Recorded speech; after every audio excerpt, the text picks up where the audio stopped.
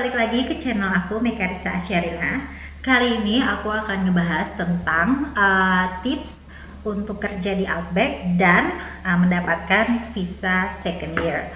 Yang paling pertama yang perlu kalian garis bawahi ketika kalian apply suatu pekerjaan, entah itu di hotel, hostel ataupun di farm, atau tentang tempat kerja yang kalian mau lamar itu, yaitu bisa lewat Google, review di Google itu seperti apa, kemudian bisa tanya ke teman-teman kalian juga, atau bisa lihat di postingan-postingan Facebook group tentang nama tempat kerja yang mau kalian lamar itu.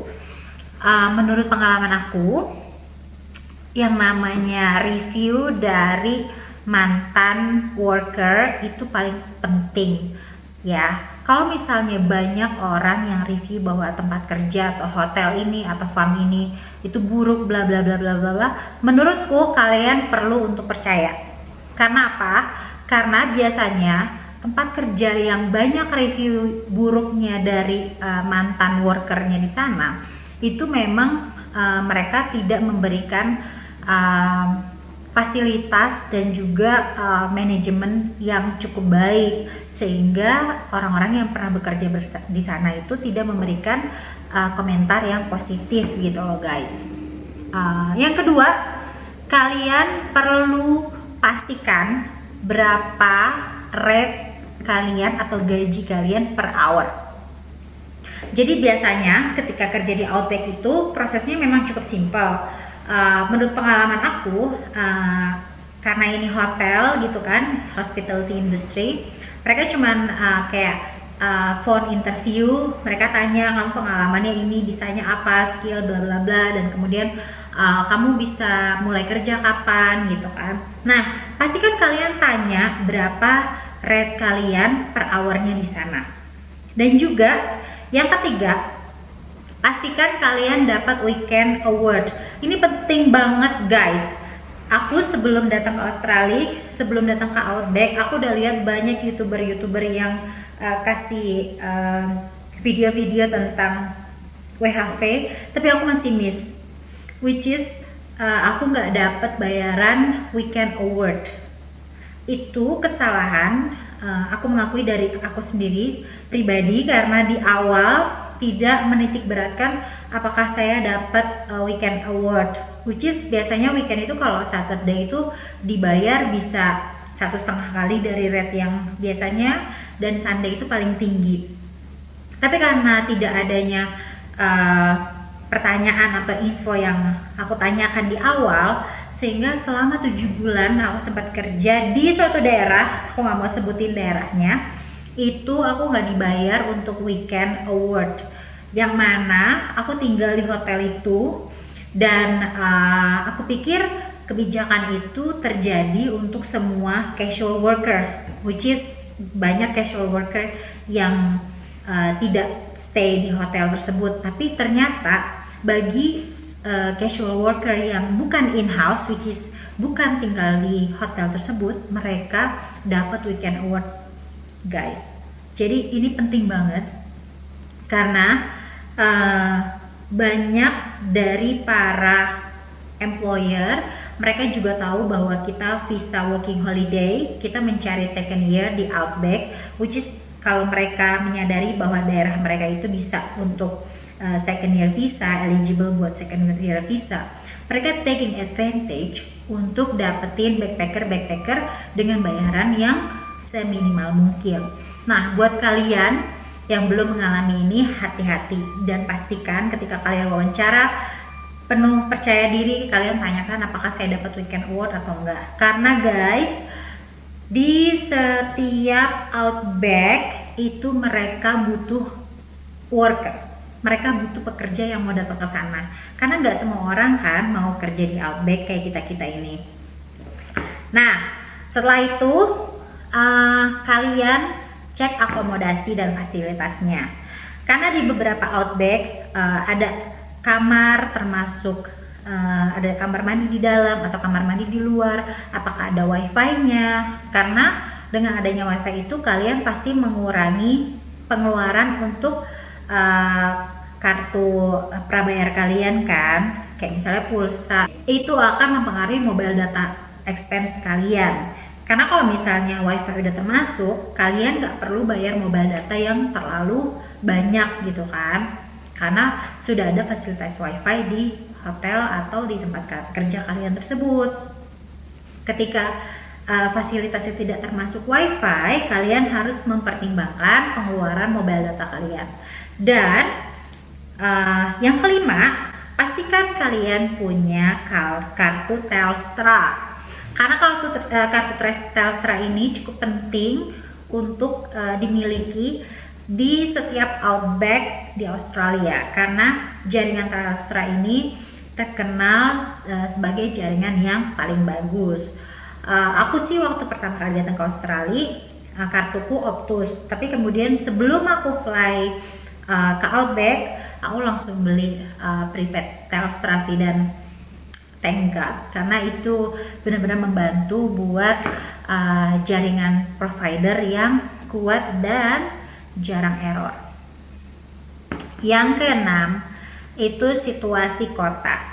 Coba kalian searching dulu tentang kota tempat kalian mau datang, ya kan? Berapa banyak penduduknya, apa saja fasilitas di kota tersebut, apakah ada shopping center seperti Coles, Woolies atau IGA, kemudian apakah ada Chemist Warehouse dan sebagainya, kemudian apakah ada beberapa hotel atau misalnya fasilitas-fasilitas restoran, kafe di sekitar tempat tersebut, karena itu memberikan gambaran kalian tentang situasi kota tersebut dan lowongan pekerjaan yang mungkin bisa kalian apply sebagai second job kalau misalnya kota tersebut cukup ramai gitu ya kan.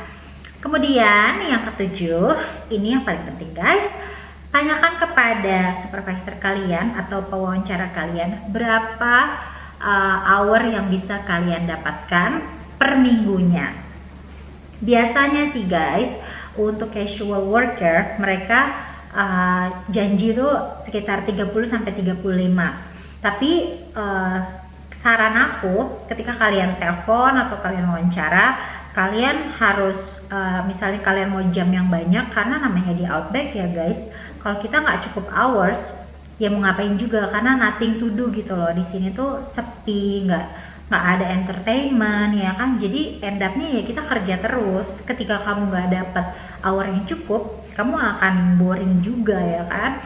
Nah, jadi pastikan kalian itu udah negosiasi sama interviewer kalian bahwa saya pengen dapat hour kalau bisa 40 setiap minggunya, seperti itu.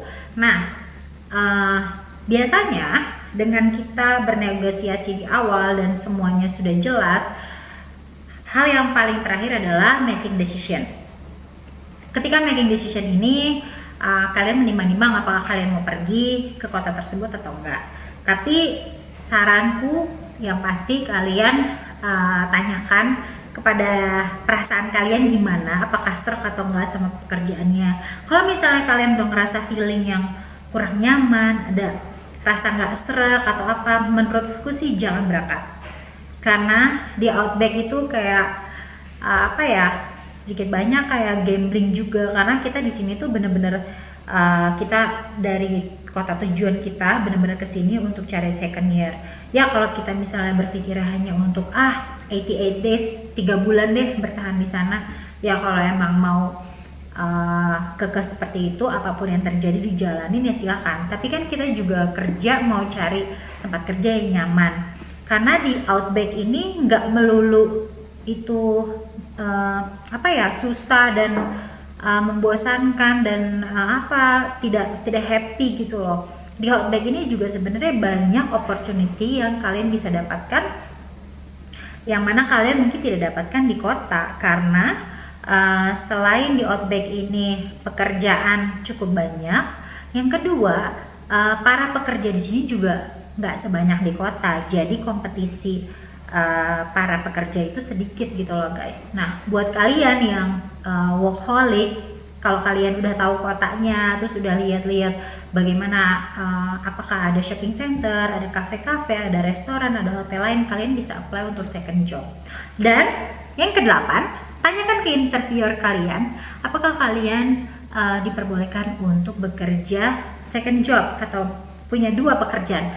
That's very important guys, karena pada pengalaman aku stay dan aku kerja di hotel A ini, si manajer di hotelku itu, mantan hotelku itu, tempatku kerja dulu, tidak memperbolehkan casual worker yang stay in house, stay di hotel untuk kerja second job.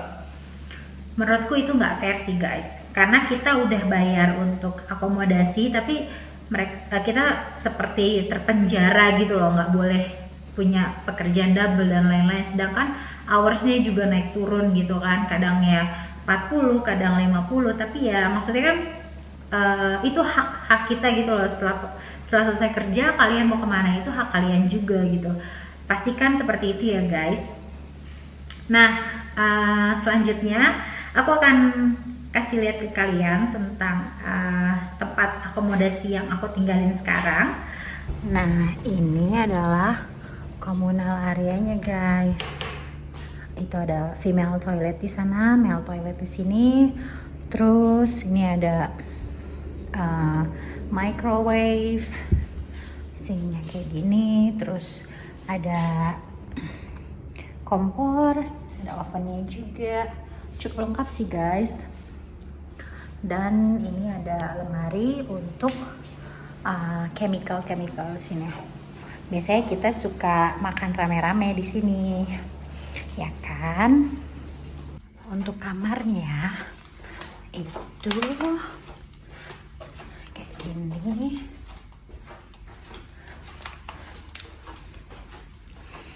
Nah, ini kamar aku guys. Sorry agak berantakan. Jadi ini double bed. Terus ada TV di sini, ada AC dan ada lemari, kaca dan lain-lain. Kamarnya ini satu minggunya $155. Jadi buat kalian yang kerja di sini, menurut aku cukup bagus sih, karena mereka cukup look after staffnya dan juga kenyamanan kita untuk kerja di sini gitu. Oke guys, segitu dulu info dari aku. Dan untuk second year, pastikan kalian apply 13 payslip di second year kalian, dan juga kalian untuk bank rekening, untuk jumlah uang di dalam rekening kalian pastikan ada $5.000, karena itu mempengaruhi untuk second year kalian. Dan untuk medical check up, kalau kalian medical check up-nya kurang dari 1 tahun, kalian nggak perlu medical check up untuk second year. Tapi kalau aku dulu, karena medical check up aku udah expire lebih dari 1 tahun, aku mesti medical check up ulang, dan itu menghabiskan biaya sekitar $350 guys. Dan aku dari Outback ke Perth, karena waktu itu di Outbackku itu tidak ada fasilitas untuk medical check up gitu. Jadi buat kalian yang mau apply second year, pastikan medical check up-nya semua baik-baik aja. Kemudian payslip-nya juga semua lengkap, dan juga jumlah uang di dalam rekening kalian tidak kurang dari $5.000. Semoga buat kalian yang menonton video ini bermanfaat, sehingga kalian bisa like, comment, and subscribe, serta share ke teman-teman kalian jika kalian merasa video ini bermanfaat untuk dibagikan. Terima kasih telah menonton video aku yang saat ini, dan sampai jumpa di video yang berikutnya. Bye.